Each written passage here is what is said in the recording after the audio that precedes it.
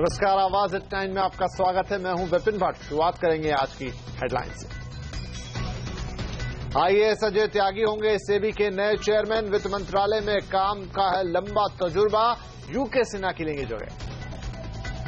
दिसंबर में नोटबंदी ने रोकी ग्रोथ की रफ्तार, 5.7% से लुढ़ककर पहुंची माइनस में। कंज्यूमर गुड्स और ड्यूरेबल्स का सबसे बुरा हाल।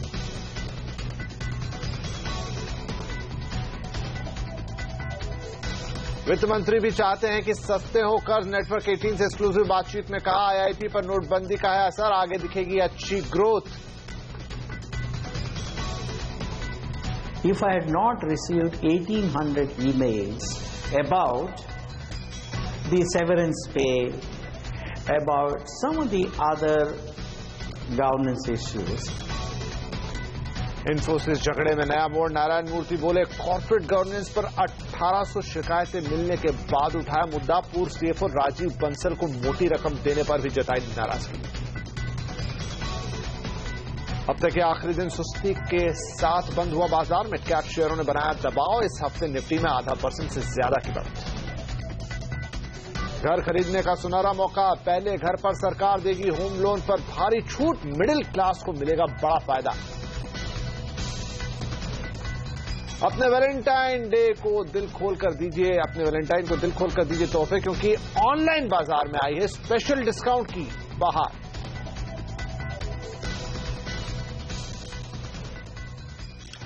बुलेटिन की शुरुआत करेंगे इस वक्त की सबसे बड़ी खबर से। सरकार ने सेबी के नए चेयरमैन का ऐलान कर दिया है। वित्त मंत्रालय के वरिष्ठ अधिकारी अजय त्यागी को 5 साल के लिए सेबी का नया चेयरमैन बनाया गया है। अजय त्यागी ने 1 मार्च से मौजूदा सेबी चेयरमैन यूके सिन्हा की वो जगह लेंगे। अजय त्यागी हिमाचल प्रदेश कैडर के आईएएस अधिकारी हैं, जो वित्त मंत्रालय के इकोनॉमिक अफेयर्स डिपार्टमेंट में अतिरिक्त सचिव का कार्यभार संभाल रहे हैं। सेबी चीफ के पद की दौड़ में ऊर्जा सचिव पीके पुजारी और आर्थिक मामलों के सचिव शक्तिकांता दास भी थे, लेकिन त्यागी दोनों को पीछे छोड़कर चेयरमैन बनने में कामयाब रहे। इससे पहले यूके सिन्हा 18 फरवरी 2011 को सेबी के चेयरमैन बने थे, जिन्हें 2 बार का सेवा विस्तार दिया गया था। और इस बड़ी खबर पर और बातचीत करने के लिए अब हमारे साथ जुड़ रहे हैं सेबी के पूर्व ईडी जयंत गुप्ता। गुप्ता साहब, क्योंकि अब नए चेयरमैन आ रहे हैं यहाँ पर त्यागी साहब, तो किस तरीके से देखा जाए आगे क्या चैलेंजेस होंगे उनके लिए, और पुराना अनुभव कितना काम आएगा उनका इस नई जिम्मेदारी के लिए? देखिए, क्योंकि मैं पर्सनल तौर पे मेरा कभी इंटरेक्शन नहीं हुआ मिस्टर त्यागी से, तो मैं कुछ पर्सनली नहीं कह सकता हूँ। लेकिन ये है कि चूंकि सिलेक्शन पैनल ने सारे तथ्य को ध्यान में रख के एक उचित सिलेक्शन किया है, तो त्यागी जी सुटेबल हैं। और उनका अनुभव, जैसा उनका स्टॉक कैपिटल मार्केट डिवीजन में फाइनेंस मिनिस्ट्री में अनुभव है, तो वो उनको जरूर काम आएगा। और मैं जो सेबी एक है ऑर्गेनाइजेशन, जो मैं 2 बार काम कर चुका हूँ, तो ये बहुत अच्छी ऑर्गेनाइजेशन है। यहाँ का स्टाफ बहुत कमिटेड है और कैपेबल भी है, तो उसको अगर सही लीडर मिलेगा तो बहुत अच्छा काम होगा। और सभी बहुत अच्छा काम करती आ रही पिछले 25 साल में। अब मैंने तो 25 साल से मार्केट देखा हुआ, कहाँ से कहाँ हम लोग पहुंच गए हैं, तो ये बहुत ही उचित है। और 5 साल का, क्योंकि 5 साल का टर्म मिला है, तो इसमें कंटिन्यूटी रहेगी और स्टेबिलिटी रहेगी। जैसे पहले होता था कि 2 साल 3 साल का टर्म रहता था और 1 साल के लिए एक्सटेंशन होता था, इस तरह से, तो ये तकलीफ नहीं होगी। 5 साल का टर्म है, तो लॉन्ग टर्म प्लानिंग से त्यागी साहब अपना सेबी को आगे बढ़ाएंगे और जो भी चैलेंजेस आएंगे उनको बखूबी हैंडल करा जाएगा, उसमें कोई दिक्कत नहीं। तो कोई आपको लगता है, जैसे सिन्हा साहब का कार्यकाल लंबा भी रहा, बड़ा भी रहा, अच्छा भी रहा, तो कोई ऐसी चीज वो छोड़ के जाएंगे जिन्हें त्यागी साहब को आके सबसे पहले हैंडल करना होगा? देखिए, जो भी ऑर्गेनाइजेशन होती हैं वो ऐसी होती है, कभी भी कोई भी एजेंडा कंप्लीट नहीं होता है। हमेशा कुछ वर्क इन प्रोसेस रहेगा, कुछ प्लानिंग स्टेज पे रहेगा, कुछ थॉट प्रोसेस स्टेज पे रहेगा। तो इसमें सेबी में भी इसी तरह का है। तो जो भी नया चेयरमैन आएगा उसको बहुत बार ऐसा होता है कि जो पुराने आदमी का रिव्यू करा जाता है, तो 90% चीजें और मेजॉरिटी चीजें वही कंटिन्यू करी जाती हैं। कुछ चीजों में उसकी ओपिनियन या पॉलिसी डिफरेंस होती है, तो ये कंटिन्यूटी तो रहेगी। और जो सिन्हा साहब काम करते आ रहे हैं, सिन्हा साहब ने जो भावे साहब ने काम किया तो उसको आगे बढ़ाया, अपना कुछ एडिशन लाए, तो इसी तरह त्यागी साहब भी जो सिन्हा साहब ने काम किया है उसको कंटिन्यू रखेंगे। जो वर्क इन प्रोसेस है उसको पूरा करेंगे और नए चीजों को इंट्रोड्यूस करेंगे। क्योंकि मार्केट को भी स्टेबल नहीं होता है, हमेशा डायनेमिक होता है, कोई ना कोई चेंजेस आते रहेंगे। और रोज नए चैलेंज आते हैं। आज की डेट में सबसे बड़ा बहुत अच्छी बात आपने कही जयंत गुप्ता साहब की, डायनामिक है ये पूरा मार्केट और इसके लिए एक डायनामिक पर्सनालिटी की भी जरूरत है। उम्मीद करते हैं कि अब राजीव त्यागी साहब उसको बहुत ही अंदाज में, उसी अंदाज में संभालेंगे जैसे उनके पूर्ववर्ती, माफ कीजिए अजय त्यागी साहब, उसी अंदाज में संभालेंगे जो उनके पूर्ववर्तियों ने अभी तक करके दिखाया। बहुत शुक्रिया हमसे बातचीत करने के लिए। और अब बात करेंगे इंडस्ट्री की रफ्तार की।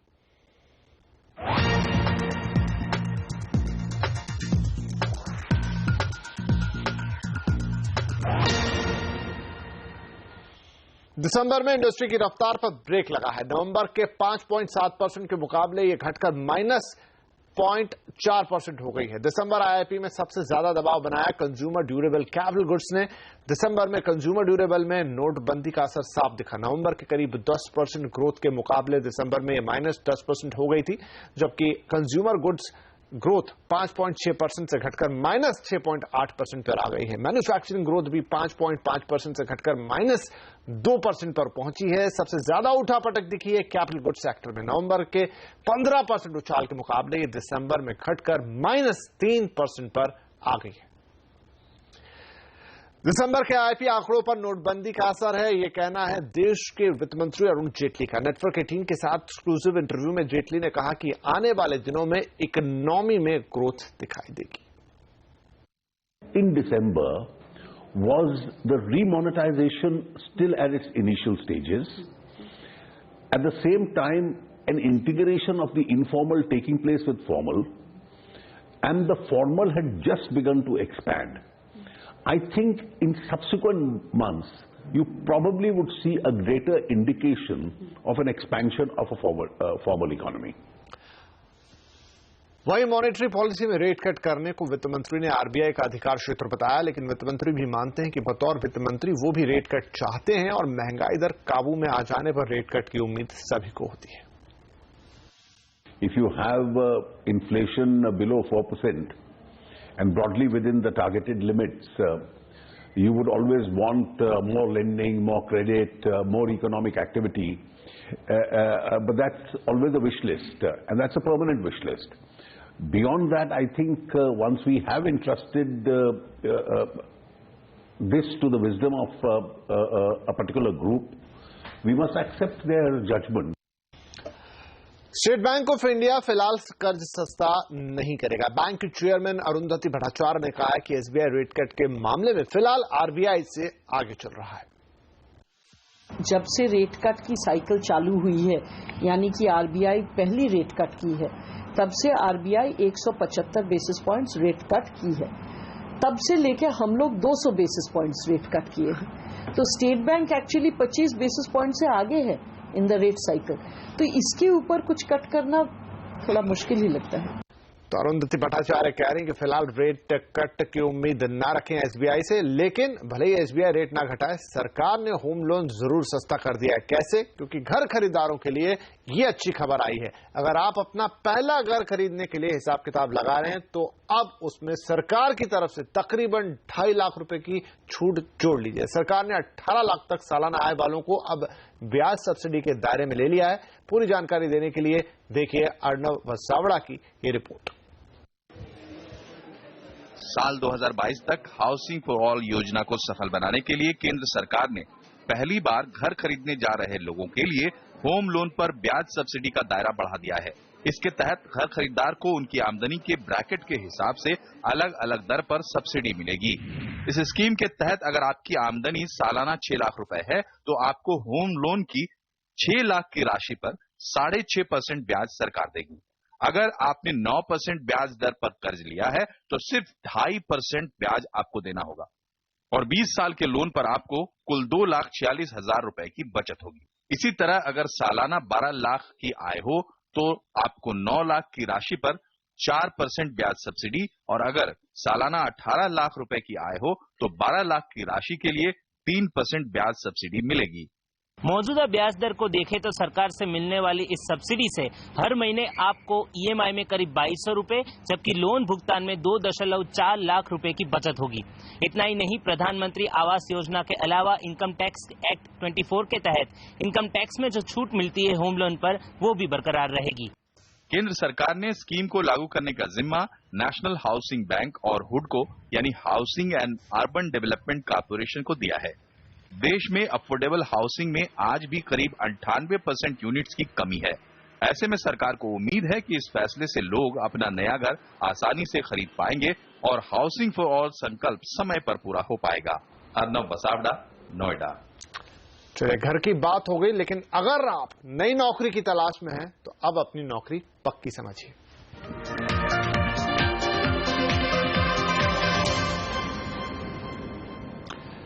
अगर आप एक अच्छी नौकरी का इंतजार कर रहे हैं तो आपका इंतजार बस खत्म। नोटबंदी से उबरने के बाद कंपनियां आने वाले कुछ महीनों में जोरदार भर्तियां करने वाली हैं। इतना ही नहीं, ये नौकरियां लगभग हर सेक्टर में मिलेंगी, जिसमें हर लेवल के स्टाफ की जरूरत होगी। स्टाफिंग कंसल्टेंसी कंपनियों की माने तो नौकरियों के ऑफर 50% तक बढ़ने जा रहे हैं। इस खबर पर और बातचीत करते हैं, हमारे साथ है हमारी संवाददाता दीपाली नंदा।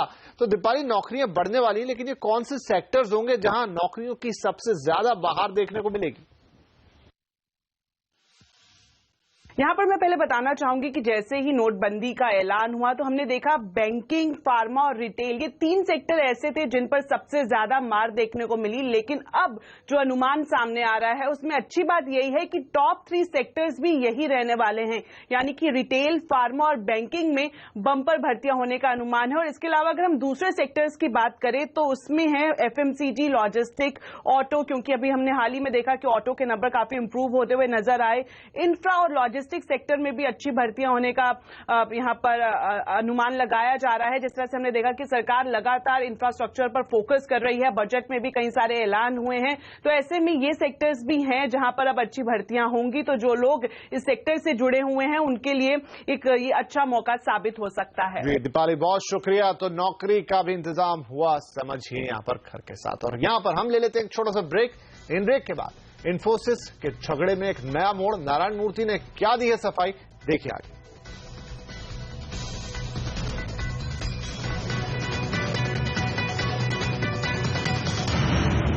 इन्फोसिस में फाउंडर्स और बोर्ड के बीच विवाद काफी गहरा गया है और दोनों पक्षों के बीच अभी तक मामला हल करने के लिए कोई बातचीत शुरू नहीं हुई है, बल्कि दोनों पक्षों की ओर से चिट्ठियां लिखी जा रही हैं। विवाद बढ़ने के बाद इन्फोसिस के फाउंडर नारायण मूर्ति ने मैनेजमेंट को लेकर नेटवर्क 18 से एक्सक्लूसिव बातचीत की है। मूर्ति ने कहा है कि मैनेजमेंट के कुछ फैसलों पर उन्हें और बाकी के फाउंडर्स को आपत्ति है।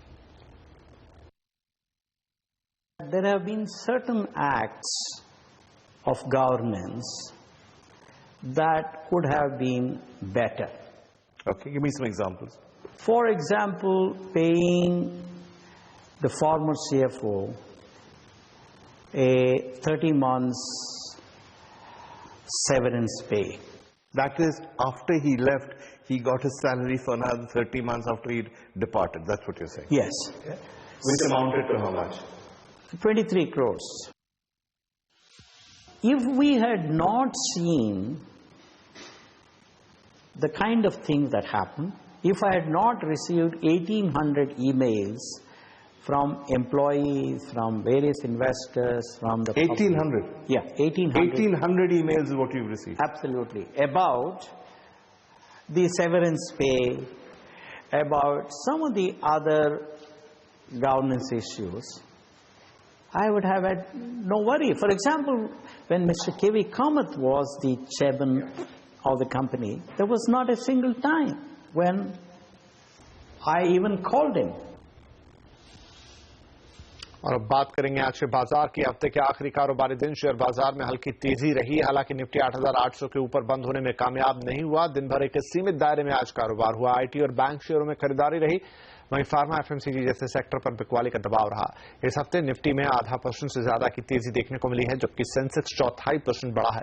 मिड कैप इंडेक्स में इस हफ्ते 1% से ज्यादा की तेजी रही, वहीं निफ्टी इंट्रा इंडेक्स में 1.5% से ज्यादा की तेजी देखने को मिली। और अपने वैलेंटाइन को दिल खोलकर दीजिए तोहफे, कहां कितने मिल रहे हैं डिस्काउंट, देखिए इस ब्रेक के बाद।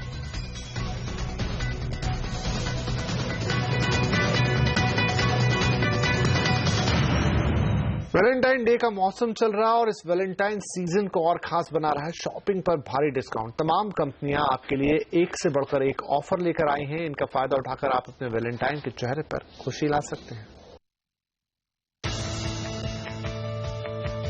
सर्दी खत्म होते ही खुशनुमा मौसम में दस्तक होती है वैलेंटाइंस वीक की, और इस वीक में आप अपने जज्बातों के आगे अपनी जेब को भी भूल जाते हैं। लेकिन हम आपकी जेब का ख्याल रखते हुए आपको बताने जा रहे हैं वो ऑफर्स जिनकी मदद से वैलेंटाइन सीजन की शॉपिंग का मजा 2 गुना हो जाएगा।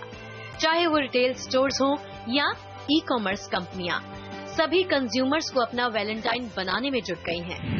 और इनमें सबसे आगे है स्नैपडील, जिसने अपने ऑफर को नाम दिया है unbox love for someone special. Valentine's Day is about surprises for your loved ones. Snapdeal also has some surprises. Snapdeal के मुकाबले में Amazon का ऑफर है गिफ्ट्स फॉर एवरी वैलेंटाइन, जिसमें आपको 80% तक की छूट मिलेगी। फ्लिपकार्ट भी ट्रूली मैडली डीपली ऑफर में आपको 80% तक छूट दे रहा है। पेटीएम के वैलेंटाइन ऑफर में 90% तक की छूट और 50% तक का कैशबैक का ऑफर है। वहीं सैमसंग के बंडल ऑफ लव ऑफर में कोई भी प्रोडक्ट लेने पर दूसरे प्रोडक्ट पर भारी छूट मिलेगी। बात यही खत्म नहीं हो जाती। पेटीएम, फ्री चार्ज और मोबीक्विक जैसे ई वॉलेट से पेमेंट करने पर आपको कैशबैक, फ्री मूवी टिकट, ई गिफ्ट कार्ड और वॉलेट डिस्काउंट भी मिलेंगे। तो फिर देरी किस बात की, जमकर गिफ्ट खरीदिए और अपनी फीलिंग्स शेयर करने का कोई भी मौका मत छोड़िए। सरबजीत कौर, दिल्ली।